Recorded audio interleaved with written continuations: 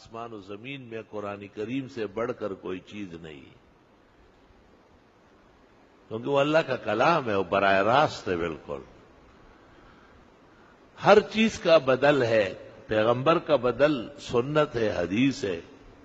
صحابہ ہے، تابعین ہے، علماء ہے، لیکن قرآن کا بدل نہیں اور ایمان کا بدل نہیں۔ قیامت کے دن کافر بہت کچھ پیش کرے گا کہ میرا ایمان نہیں ہے، میں یہ چیزیں دینا چاہتا ہوں۔ حق تعالیٰ کہے گا کہ یہ نہیں ہو سکتا، میں نے تو ایمان کا کہا تھا، سونے اور چاندی اور دولت کے خزانوں کا نہیں کہا تھا۔ قرآن کریم کی آیت میں ہے کہ اگر یہ زمین سونے سے بھر دے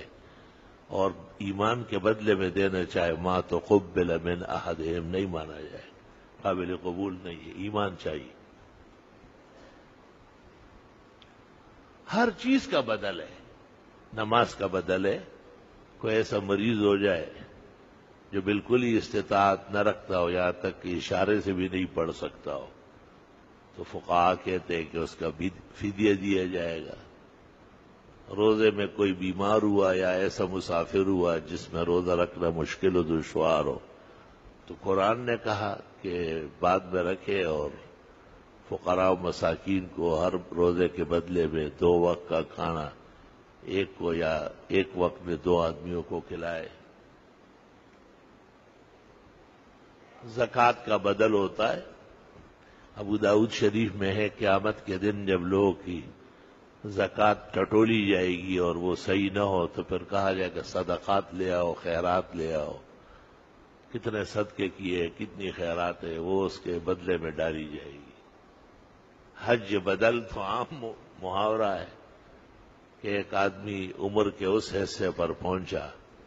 کہ اب ممکن نہیں ہے کہ یہ واپس صحت مند ہو جائے یا توانا ہو جائے، تو وہ اپنے کسی معتمد کو حکم دیتا ہے، اس سے درخواست کرتا ہے کہ میری طرف سے حج کر لو، اور اس کا خرچہ یہ برداشت کرتا ہے۔ تو حج بدل ہے،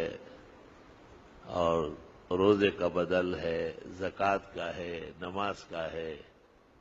ہر چیز کا ہے۔ اللہ اللہ اللہ